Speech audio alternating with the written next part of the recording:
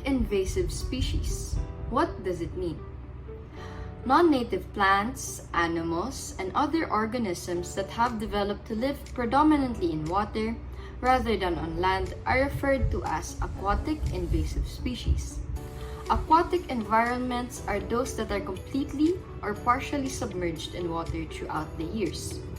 Aquatic ecosystems include everything from oceans to bogs.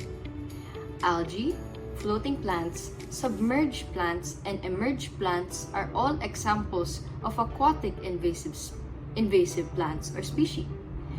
Insects, fish, reptiles, mollusks, crustaceans, and amphibians are examples of aquatic invasive creatures. Pathogens such as mold, fungus, bacteria, and viruses are among the other aquatic invading creatures. Humans as invasive species. What does it mean? Invasive species are primarily spread by human activities, often unintentionally. People and the goods we use travel around the world very quickly, and they often carry uninvited species with them. Ships can carry aquatic organisms in their ballast water, while smaller boats may carry them in their propellers. Insects can get into woods, shipping pallets and crates that are shipped around the world. Some ornamental plants can escape into the wild and become invasive, and some invasive species are unintentionally or accidentally released to as pets. Sewage. These various negative effects have an impact on not only aquatic and terrestrial creatures, but also human and economic health.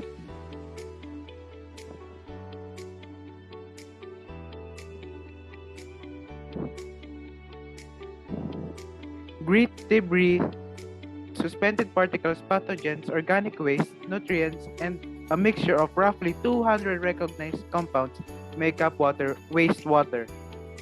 These various negative effects have an impact on not only aquatic and terrestrial creatures, but also human and economic health. There are numerous socio-economic costs associated with wastewater emissions in addition to environmental expenses.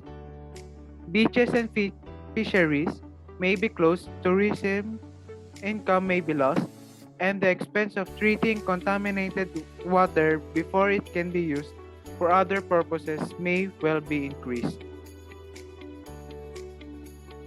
Fertilizers are materials applied to the plants that can make the plant's growth faster and increase its productivity.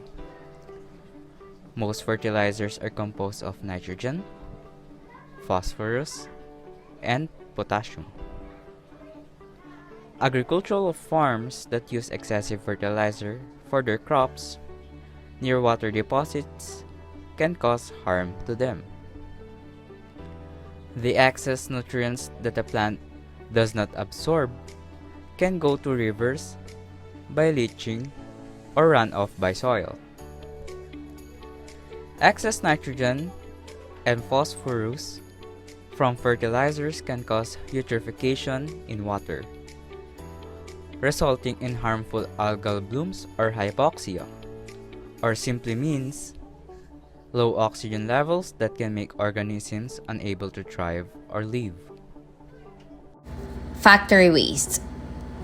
Waterways are also contaminated by chemicals and heavy metals from industrial and municipal waste. These toxins are hazardous to aquatic life and work their way up to the food chain as predators devour prey, lowering an organism's lifespan and ability to reproduce. Several waterborne pathogens proliferate in wastewater and produce toxins affecting the Earth's ecosystem and human health. The toxins in industrial wastewater cause acute poisoning, immune system suppression, and reproductive failure. According to WHO, around 80% of diseases are waterborne. Factories are also a major contributing factor to water pollution across the globe. The illegal dumping of contaminated water, gases, chemicals, heavy metals, or radioactive materials into major waterways cause damage to marine life and the environment as a whole. It also leads to the death of species living in the water. This caused a lot of marine life to be endangered, and by the looks of it, the water won't survive without any marine life in it. Acid rain causes lower pH and high aluminum concentration in surface water that causes damages to fish and aquatic animals. And biodiversity of water bodies reduce. Then lakes, rivers are fragile ecosystems where each species depend on to the others to survive. If one disappears, other two disappears. The next, and this is how the acid rain explains in this picture.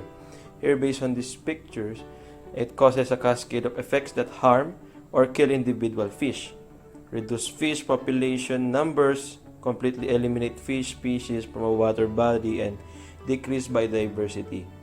As acid rain flows through soils in a watershed, aluminum is released from soils into the lakes and streams located in that watershed. Oil spillage. An oil spillage, commonly known as an oil spill, is a distinct quantity of oil that floats on the surface of water bodies and is moved by wind, currents, and tides after being spilled unintentionally or intentionally. Chemical dispersion, combustion, mechanical reconfinement, and absorption can help mitigate oil spills. They have negative consequences on coastal habitats. Oil spills have significant economic and environmental consequences. Many types of aquatic life are harmed by oil on ocean surface because it inhibits sufficient quantities of sunlight from accessing the surface and diminishes the level of dissolved oxygen. Crude oil damages feathers and furs, insulating and waterproofing qualities, causing hypothermia in oil-coated birds and marine animals.